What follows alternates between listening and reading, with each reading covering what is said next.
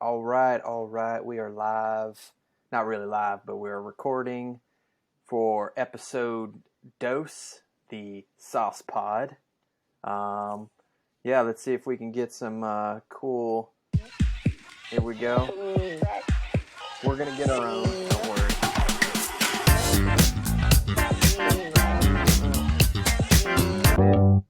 Quickly. Oh, see, I'm terrible at this transition.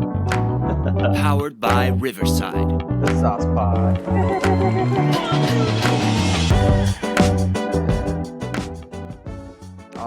All right, yeah. So it kind of, gives you the feels, gives you the vibe. But, we're just using this new software, so it helps. Cool, man. Today is Friday, or for our Friday. I don't know when this is going to be uploaded, but we usually do these on Fridays, and so then we usually have like kind of a week to kind of talk and kind of chit chat and hang out and kind of see what's going on within the agency world, what's happening in the world, and all that good stuff. So, Right.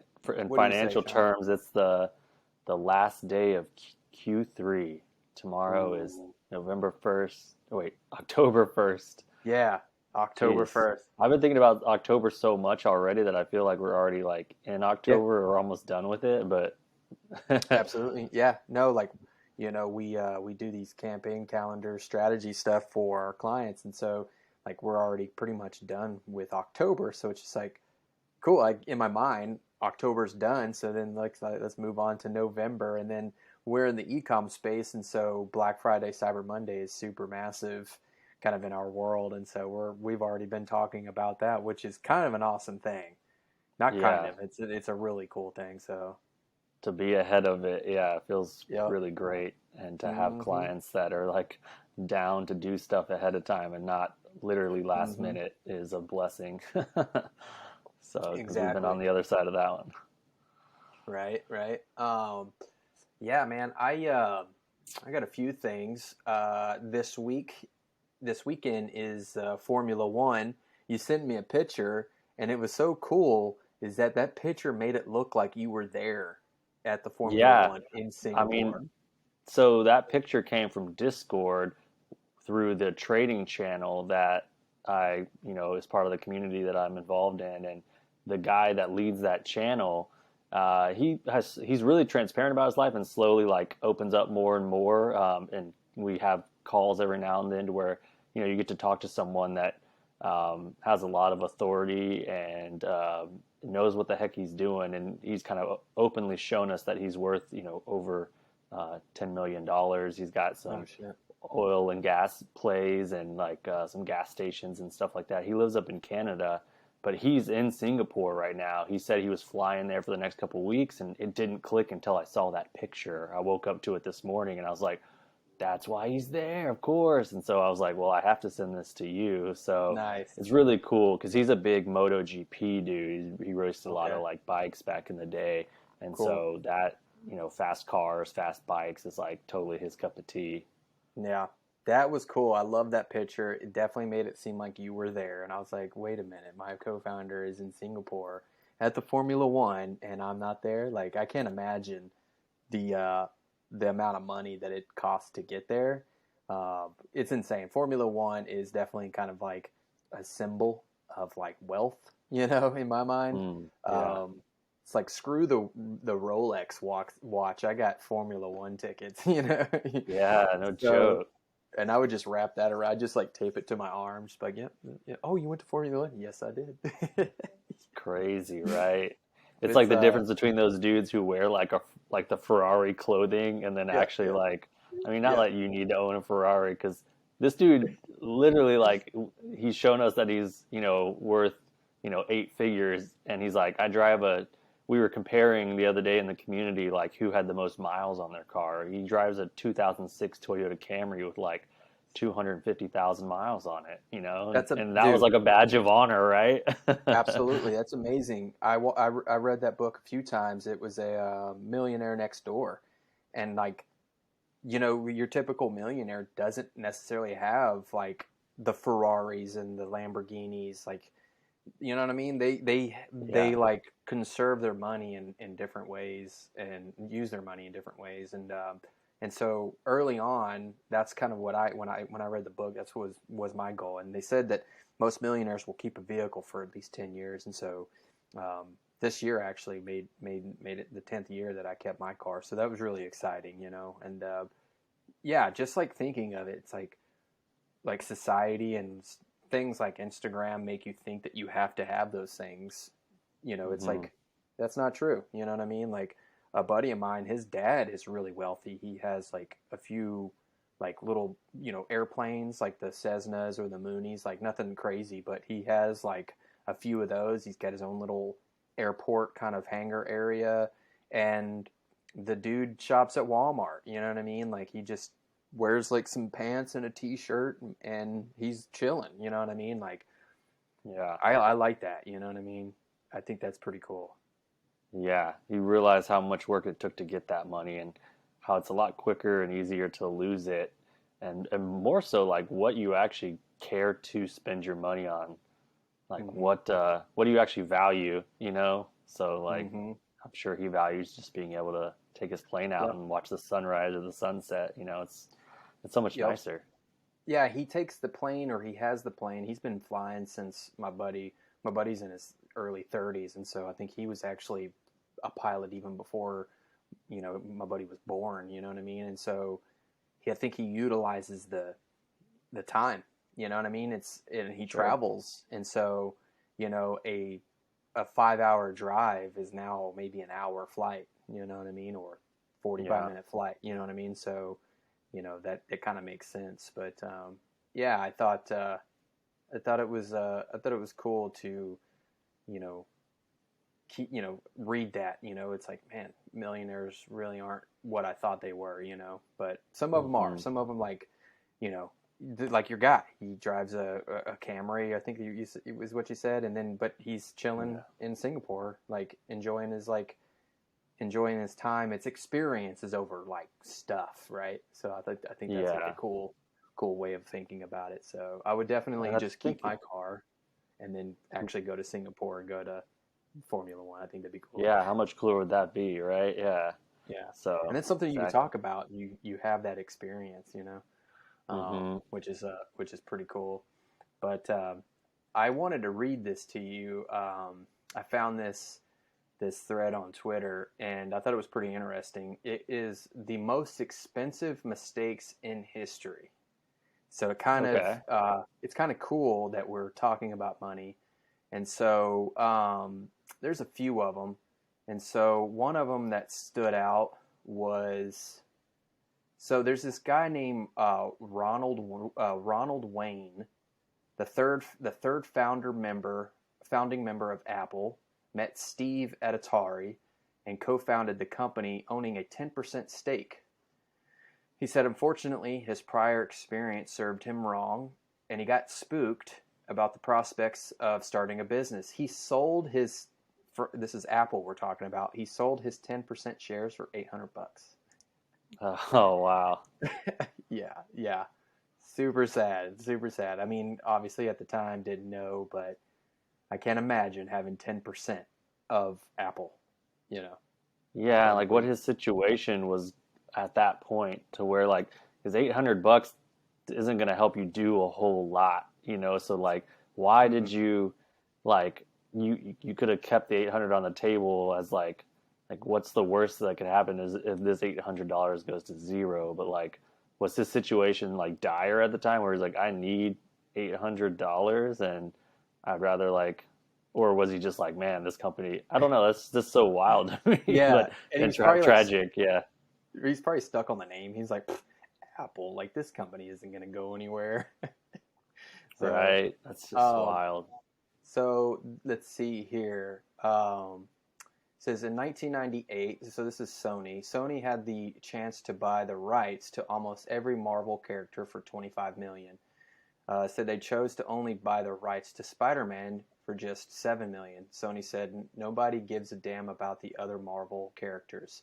Avengers Endgame changed history of money making in the movie industry. So that Hmm. sucks. So they just bought the rights. Sony just bought the rights to Spider-Man when they could have owned the entire Marvel. And yeah, that'd have been a nice little thing there for them. That one's more interesting. Like, obviously, hindsight's like super, the whole 2020 thing. But like, if if Sony bought them, maybe Endgame wouldn't have been as good as in the whole Avengers series wouldn't have been as good. Just who knows? It's like I don't know who actually did those movies. Right, yeah. But like maybe because Sony didn't buy them, that's why it did so well. Because with Sony's control over it, maybe they would have made decisions that were separate, right? And Sure, yeah. so it wouldn't. So it's like that one's tough to say. Right, and it's kind of like the butterfly effect kind of thing. It's like if that would have happened, there's no telling if the Marvel thing would have been even a thing. Like, is that kind of basically what you're saying? Yeah, exactly. Yeah. Okay. And Okay. Spider-Man's so interesting to me. Like, that one seems to be so, I don't want to say played out, but like, it seems like so many people try to do a Spider-Man thing. And Right. I think it was like Sam Raimi. He's a really great, like, director who did, like, Evil Dead Okay. and so I had read back a while back, many years back, that he like had been trying for a long time to do Spider-Man, and he was like one of the first directors in like a long time to be able to get the ability and like the green light to actually produce Spider-Man, and that was like years ago. And now I feel like they've done so many different Spider-Mans. Yeah. Like Oh I'm just yeah. like, what is the obsession with Spider-Man? They just. Like, I think they're like building it for each generation. That's the only thing I can think of, because like I guess my so, yeah. generation, we're the Tobey Maguire was my Spider-Man, but Yeah. there's already been three or four more Spider-Mans. It's kind of yeah, yeah. I mean, I I don't liked it. really. I watched the cartoon or whatever, like as Oh, a okay, kid. I sure. definitely enjoyed it. So like, I get it. I guess it's just Yeah, I mean it's Spider-Man. yeah. Um, cool. So speaking of movies, here's another one. This one's from Netflix. So it says in 2000, Reed Hastings, the founder of Netflix, approached the Mhm. CEO of Blockbuster, John I've heard Antico, about this one. yes, Yeah. to sell Netflix for $50 million. However, Antico refused the offer, claiming that it was a very small niche business. And that wasn't going to be profitable in the future. 2018, Blockbuster went bankrupt, with 1,000 of its stores being closed down, while Netflix has generated revenue of $8.83 billion with 220.6 million subscribers. Yeah. Ouch. So that one I think is like uh, the word hubris comes to mind, where it's like you're too big to fail, but also you can't predict, you can't even fathom the future, right? And so the guy from Blockbuster's like, people are never gonna not want to come in store to see the movie and pick it up. It's such like a nice, comforting, valuable experience that there's no way that that's going away. And sure, in 5 years, you know, it's people still enjoy doing it, but in 20 years, you can't predict like COVID, people working from home. Like they say that home prices have increased, like 60% of the price, like home price increases have been because of this whole work from home thing. Like that has Oh, completely wow. reshaped and restructured how people view even just working. Like us just Yeah. sitting here doing a freaking podcast from our homes. Yep. Like this stuff is unfathomable, like in 1999, Right. 2001. So you're saying that So the John guy from Blockbuster, just didn't have an open enough like mindset, or not mindset, but just like wasn't opened to the idea of like other possibilities, right? It's kind of what you're yeah, saying. like this whole like fully digitalization of things. I could almost imagine it being like someone that holds on to a dollar bill and being like, this will never go fully digital. Like there will always be a dollar. Like I'm not going to get into crypto, like all of that stuff, And Yeah. sure, like in 5 years, crypto isn't going to replace the dollar, but in 20 years, 50 years, like we can't fathom what that's going to look like. And so Oh man. yeah, I would say open mind is definitely a big portion of it. Like, Yeah. don't just Open don't. minded, right? And like just yeah, just be aware of like what are the possibilities? Like if it sounds crazy, like is it really crazy though? You know what I mean? Like Hmm. we're still kind of early into like, you know, into crypto and like NFTs, and a lot of it I'm not like 100% like I don't understand a lot of it, but I'm not like discrediting it. I'm not saying, oh, that's never. I'm not like you know, like bashing it or anything like that. I think it's Right. about you know, kind of diving deep and understanding it, and then being able to open your mind on that and like kind of expanding on that, which is really interesting. Yeah, I've got one more. Like the one thing I just got turned on to.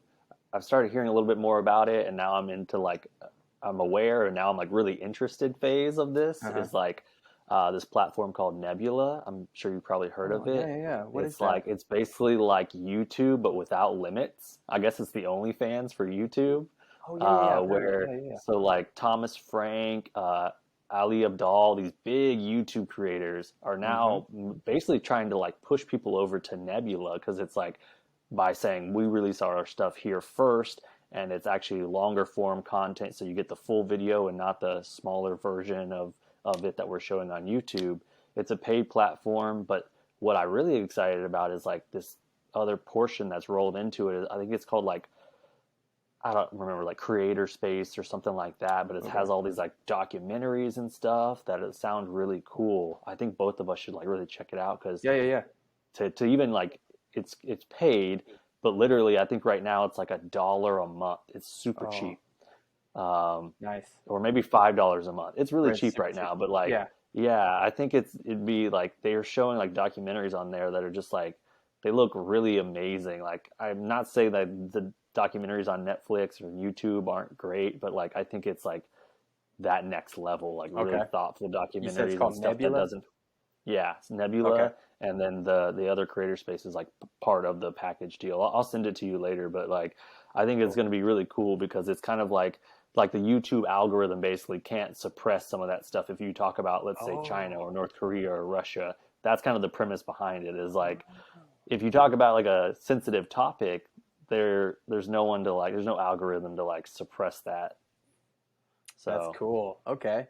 Yeah, I'm gonna definitely look into that. And then it kind of reminds me, I bet like you were saying like it's like $1 or $5 per month. So I bet like Netflix at the time was probably like pretty cheap when it first came out, you know? I don't yeah, I remember remember exactly. getting the DVDs in the mail and stuff Oh, too, and yes. like That was hilarious. yeah. Cool. All right, so yeah, we were just talking about Bitcoin. So there's this other guy. His name's Laszlo. I don't. I'm just not even gonna try and pronounce his last name.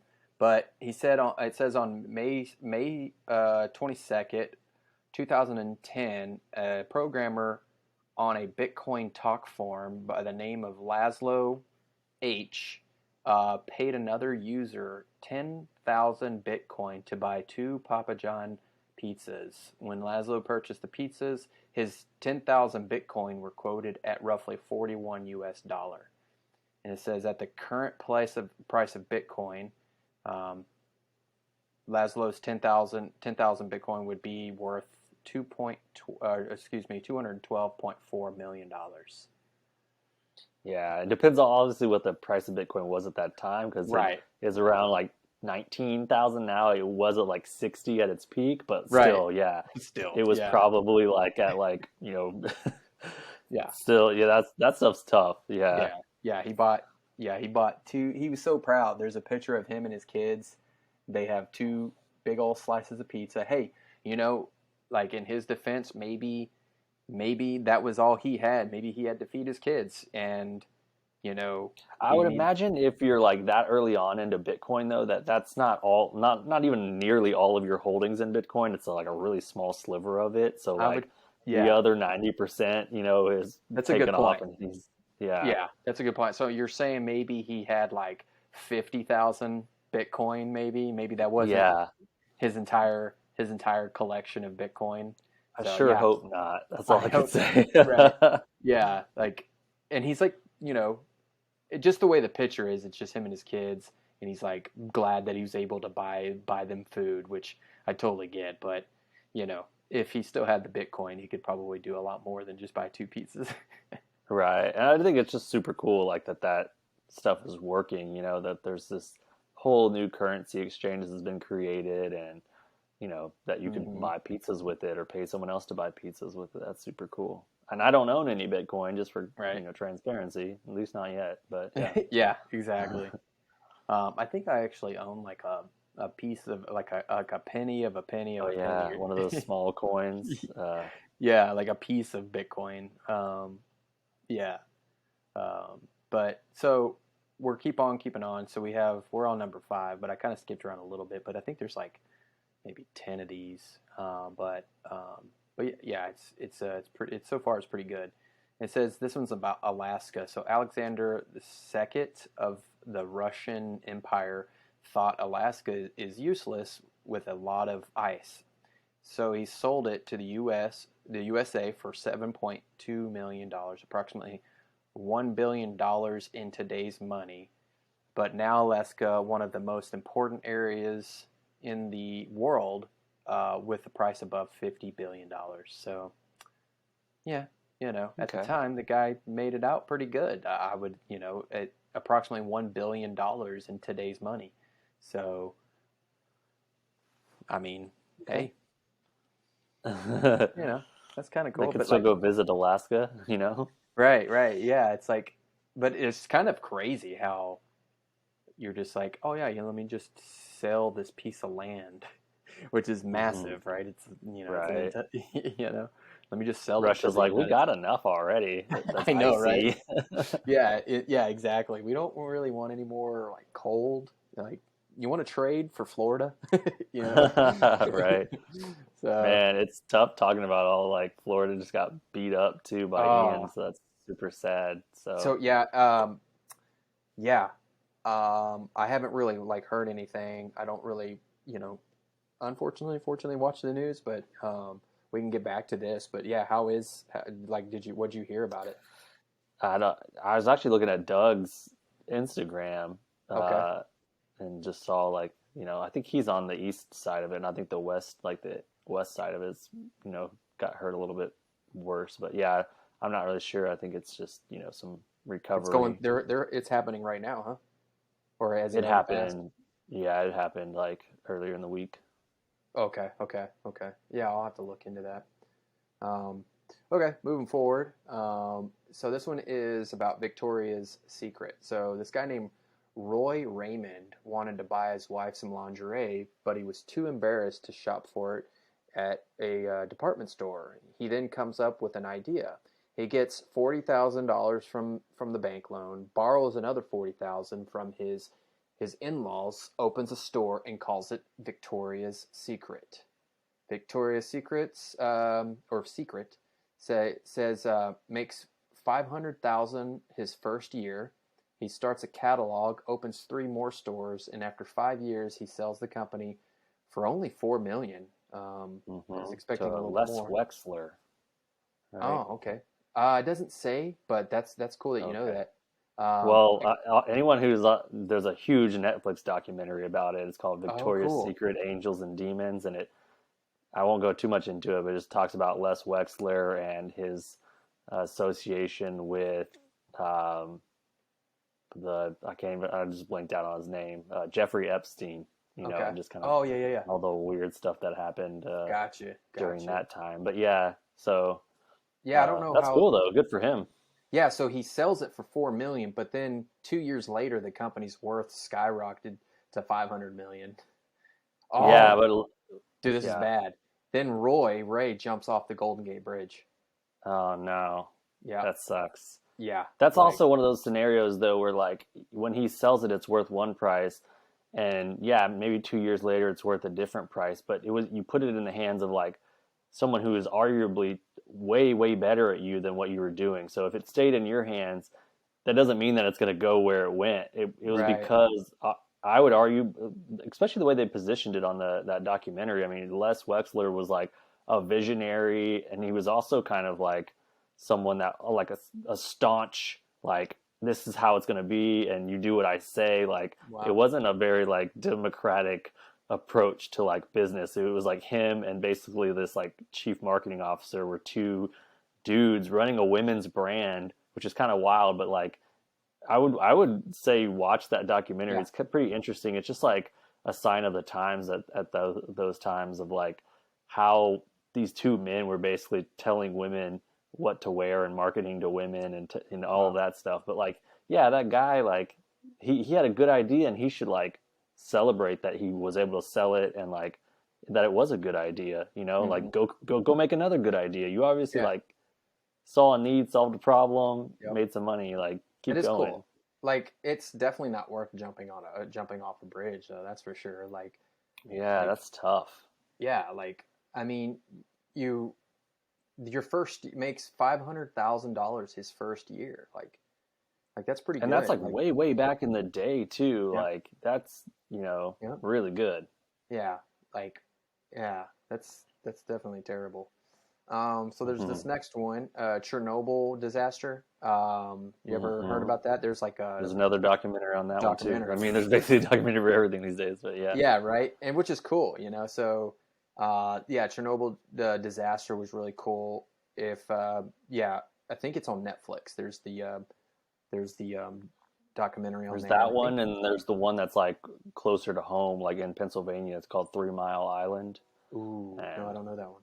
yeah, that one's a really good. And it's pretty short too. It's only like 4 episodes, but yeah, that's worth the watch because Okay. I read a book like probably a couple months ago that was really advocating for nuclear power, and I think that 3 Mile Island one was really eye opening, where it's like it's actually a really good source of power, but like Hmm. if basically like there wasn't good regulations and like there was able like this accident turned from a small thing to a huge thing that impacted people and like let nuclear stuff like leak out, which is Hmm. terrible. Yeah. But like if you were like really had regulations in place and guidelines in place, which there were, but people skip steps to save money, right? And this isn't Yeah. an area where you want to skip steps, Sure. and so like one small problem turns into a huge thing that affects millions of people. But like I think Yeah. after I read that book, I was like, actually, I think he made a really good argument for like nuclear power over like even solar and like wind power and stuff, Hmm. partly because of, and I definitely don't have like any of the knowledge in this area, but he was basically just talking about like how, like we'll take like the big old wind farm stuff for example. He's like that stuff like doesn't last for more than like I think he said like 5 or 10 years, and so there's no way to like recycle all that like waste or whatever. So Wow. you're just making these huge windmills that have to basically be like torn down and rebuilt like every 10 years. Like Oh he's wow. like that's how is that helping the environment? And it doesn't produce Yeah. that much energy. So it's just kind of a Dang. weird thing, but Yeah. I'm not the scientist by any means. It Right. was an interesting read. No, that is very interesting. Um, yeah, yeah, definitely go and see the for the Chernobyl disaster was really cool. I'm glad I watched it because then I wouldn't really understand what it was, but um, But what they're saying is like that was a mistake because of like what happened and everything. yeah. So it says the Chernobyl disaster is the worst, most deadly nuclear accident of all time. The worst part is it occurred due to some totally preventable mistakes on April 25th, 1986. So June, April, May, June. So yeah, couple months before, yeah, 2 months before I was born. Um, a drill simulating a power outage at Chernobyl led to an uncontrolled reactions, um, and a steam fire that burned for 9 days. Damn. 134 workers were hospitalized due to the radiation exposure. 31 of them died in the following few weeks. So there's like a before and after, but yeah, the way they explained it on that documentary is like it pretty much like you can't live there. Like there's still like Yeah, traces of radioactive like activity. radiation. Yeah, yeah. Yeah. So super crazy, super crazy. So this one is called Wide Trains. So a French company, the SNCF flubbed the purchase of 2,000 trains in 2014. Many of the platforms were too narrow to fit the new trains they ordered. So the mistake cost around 50 million euros, a cost to acquire on top of the 15 billion they had just paid to purchase the trains, right? So the error occurred due to the neglect in measurement. The process of expanding the 1,300 platforms to accommodate their corresponding trains took 2 years in a process that was equally expensive and time-consuming as it was embarrassing. So I guess basically what it's saying is that they bought all these trains and they were too wide. They didn't even think to measure them. Ooh. Or they measured incorrectly and didn't measure twice, whatever it was. Yeah, it's like that whole saying when I was a kid, I was in Boy Scouts, and it's like measure twice, cut once, Yeah. It reminds me of what we were talking about earlier today, where it's like, if you do more work on the front end, it makes the work downstream so much easier for everybody. Just take the time to make it really well thought out, and boom, we all can run after that. Right, because it's like there's more to it than just measuring it. There's all these other things that they probably did to make sure we're correct. But I think that one maybe somehow got passed or slipped under the radar there, and they forgot to actually figure. They were moving too fast. It sounds like whatever. Yeah. Interesting. And so, let's see. There's quite a bit of them on here. 12. I don't know. Yeah, just let me know if they get boring. We can move on. But so far, so good. What else? Yahoo. 1998, Yahoo refused to buy Google for $1 billion. I had no idea. Damn. I had no idea that. Damn, that sucks. So in 2002, Yahoo tries to buy Google for $3 billion. Google wants $5 billion. Yahoo refused. From 2006 to 2008, Microsoft negotiates with Yahoo to buy it for $44 billion. Yahoo refused. Also, in 2005, Yahoo owned 30% of Alibaba, a profitable Chinese multinational e-commerce technology and retail platform. 7 years later, they decided to sell half their shares to Alibaba at $13 a share. At the time, it seemed like a good deal. Yahoo made $7.6 billion. Fast forward to 2014, Alibaba goes public and breaks records when the stock rose to $68 a share. Today's shares, Alibaba, are worth $150. Damn, the company is valued at around $84 billion, and Yahoo sold its internet business to Verizon in 2017 for $4.8 billion. Okay. Yeah, Alibaba's like the Amazon of China. China's huge. Yeah, so you could do a lot of wholesaling stuff there too. I was actually on there yesterday looking at some wholesale products because you and I being in the e-commerce niche and seeing different e-commerce brands and it just gets me thinking. You know what I mean? I'm like, that was definitely one thing that we wanted to look into aside from building the agency was maybe to, and I say maybe, just if it makes sense at in the near future is if we were to go in and try and build an e-commerce brand ourselves. And I hear agencies kind of go that route. They build the agency and then they come up with an idea for an e-commerce business and essentially just plug their agency in that they already have the systems and they understand how it works and how to build it, so kind of makes sense. But yeah, I was looking at some of the products and you could just you could buy them. You could buy pretty much any product from Alibaba and flip it basically and just create a brand. And now you have TikTok where you hire a little TikTok influencer and have them kind of push your products and kind of just go from there.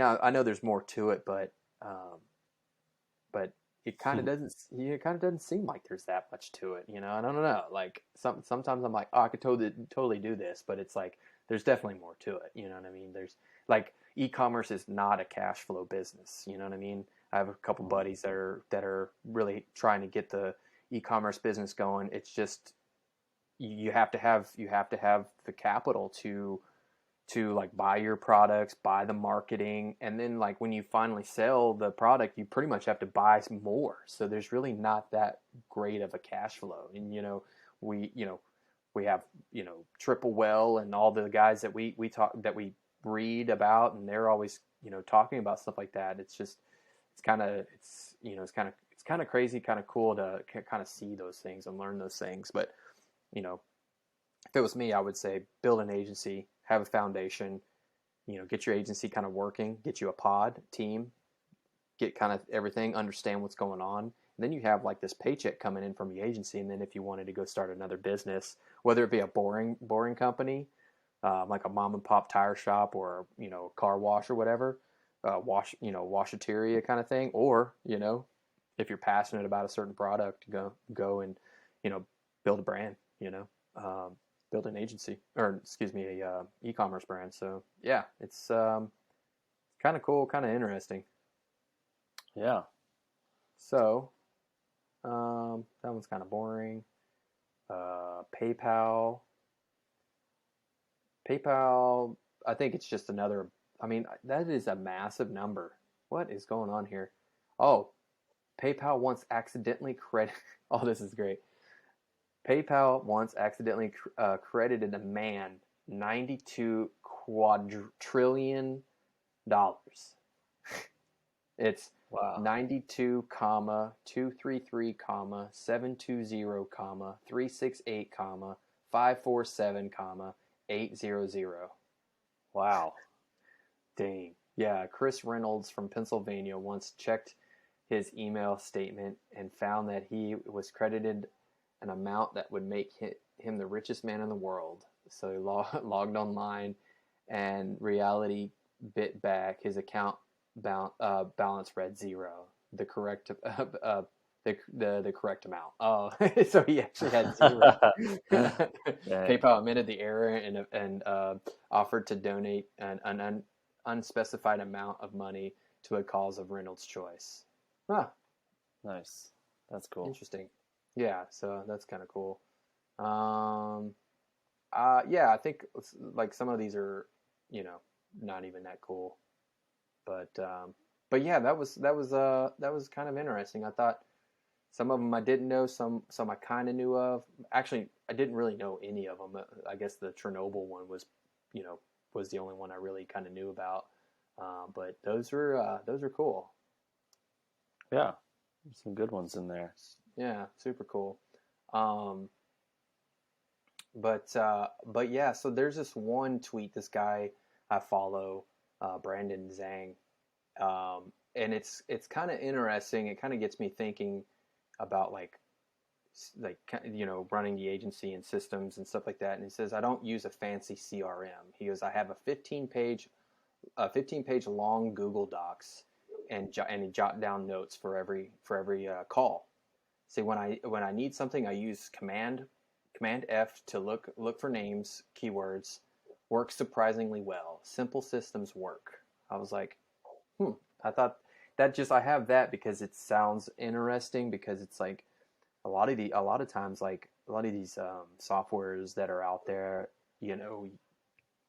they kind of pitch the idea of like, hey, this software is going to, speed up the process. It's going to make it better, but no, not really, man. Some of these softwares actually make your job more difficult. You know what I mean?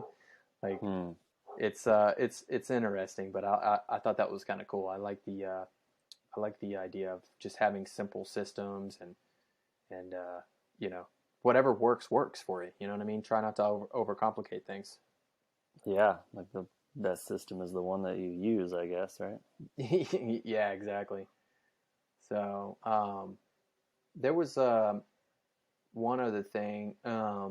This is something I want to get into. There's this, I think it's the book, Measure What Matters. Mm-hmm. Yeah. Yes. Do you need it? John Uh, Doerr. Yeah. do you have it? Yeah. Okay, because I Yeah. think that's the one that talks about the OKRs, right?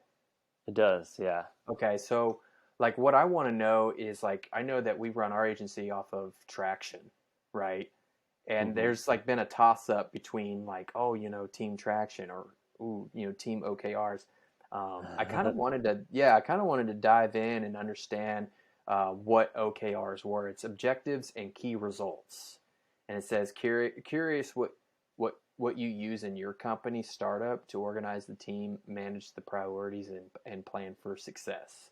That was someone from the co-founder, one of the founders of Heights, which is a like a brain vitamin, which is something that I take. Cool. But yeah, he mentioned OKRs. I was like, I remember that we were going to get into that, but Yeah. we I never think I had did. read it right before you picked up Traction. Mm, Um, but yeah, I can give it to you, let you read it. It's actually right over there, and mm. it's a good read. And Okay. uh, yeah, Does I it mean, off the top of your head? Does it kind of is there? Do you remember like any? I don't know. Like I guess like because I know Traction, like that's what we run our business off of, and I understand like how it works and like what are the steps and stuff. But I guess OKRs are kind of like a similar situation I that you think might. so. Like, I'd have Okay, to go back to my notes and stuff because sure, I've been so focused on Traction. right, I remember it being like I did enjoy it, and I think that's um, like talking to you about it a couple of times, but um, yeah, it's hard. I kind of barely remember it now outside of yeah, like what even the OKRs were and everything.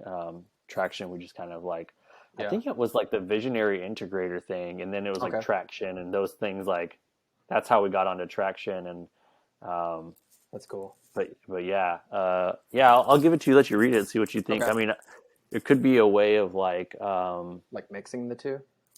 yeah, potentially just like using some of the framework of the OKRs to, I think it could help us establish like the quarterly rocks and Hmm. maybe like when we do our annual planning towards the end of this year, Cool. like, just, yeah, definitely could help. Yeah, yeah, yeah. I'm gonna check that out. Yeah, we're getting close to the time, but there was one more thing that I wanted to tell you about, and it's specifically for our space, email marketing. But this guy, he said, if your post-purchase flow doesn't filter for people who have placed at most one order and refunded at least one order, you're probably sending post-purchase emails to all refunders. Probably so. Yeah. Yeah, yep. So I definitely want to write that down and kind of double check that, kind of see what we have going on. But yeah, if you don't, it doesn't filter for people who have placed at most one order and filtered at least one, or excuse me, refunded at least one order, then you're probably sending post-purchase emails to all refunders. So And okay, like, and that makes sense. I don't know why outside of just like don't not saying thank you to someone who just refunded an order. I don't know why that really matters because it's not like you're sending a discount or anything yeah, like that. I mean, I guess like just continuing that thought process, it's like, okay, well, maybe you filter out the refunders, and then you maybe have a separate flow hmm, to try and understand why. But really, that's the customer support's job. Like, yeah, in that instance, like maybe Zendesk or Gorgeous are kind of the two platforms I think of. But like, right, and then you could integrate that back into Klaviyo to say like, oh, hey, thank you for your, we're sorry that this order didn't work out well for you. Here's maybe like free gift with purchase or 5 or 10%, whatever, to like come right, back for your next order and try to re-nurture that relationship, right? Because now it's like a little bit sour right now for whatever reason. But that's like where the right. quality for a company as like a Uh-huh. brand owner and a product specialist, like that's the valuable feedback that you need. You need a little bit of like Hmm. there's always the rah rah rah 5-star people out there, but the 4, 3, and 2-star people, Yep, yep. um, they're That's a going to good give you point. some valuable feedback. So, Yep. but yeah, outside of like just accidentally thanking someone for you know refunding a product, I Right. don't I, know I why don't that think it's actually really matters. no, I don't think it's the act of thanking them. It's just because they've refunded in the past, so then they're classified as someone that has refunded. So maybe they've refunded in the past and then they've actually purchased again. So then maybe he's Okay. saying, since they're a refunder, don't thank them if they buy a new product, which also sounds kind of crazy now that I'm thinking about it. Yeah, it's like, So why does it matter? Like, I yeah, mean, yeah. that's a good thing. I'm gonna go back to this tweet and ask him, why does it matter? Yeah, see what he says. Yeah, Yeah, it'd be like why interesting. does it? Yeah, why does it matter? Like, yeah, like what's wrong with, even if they are a refunder, what's wrong with thanking them? You know? Unless you're like immediately trying to cross sell or upsell in that post purchase, then I could understand it because obviously they're trying to refund or, but usually like the refund isn't like right then and there. Like the cross sell usually happens like pretty immediately, either Yeah, before they purchase or like right after they purchase. But the right. refund probably comes like after it's been fulfilled, it hits the Sure. house, Yeah. something like that. So So they already I get don't the know. product, right? So because if they're refunders, then I would assume that they got the product. So then they get the thank you for getting the product, right? So then that the beginning of the post purchase flow kind of makes sense. But then Right. if they return it, then they're kind of sort of still in the flow. So then at maybe some point you can maybe put a filter or like a conditional split, like maybe in the middle part of it at, let's say day 5 or whatever. And it's like, has this person refunded?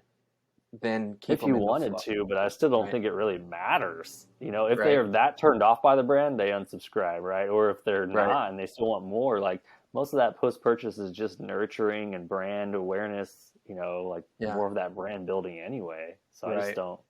Yeah. No, I'd that's a be good point. interested to know.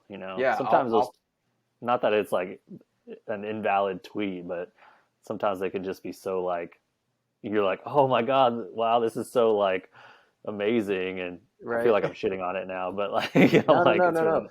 No, that's what that's the good thing. It's like we have like these conversations, and it's like it's just a different perspective for sure. You know what I yeah, it's like, mean? Like, what is he thinking of that I might not be thinking of? So I'm yeah, definitely open to hear more right. about And like, that. what does his post purchase even like look like? You know what I mean? Like, like to your point, why is that such a bad thing? To you're probably sending post purchase emails to all refunders, like Yeah, maybe to at the very all. least, I would take that information and say, okay, cool. Like, let's, like you said, kind of maybe have check points along the way that say they refunded, stop this flow, Yeah, immediately toss them into another flow that tries to nurture and understand what the heck, why they're right, upset, or right. why they're refunding. Yeah. And that's something. Okay, that's kind of the approach I'm thinking too. It's like, let me go to him and say, hey, I've been thinking about this.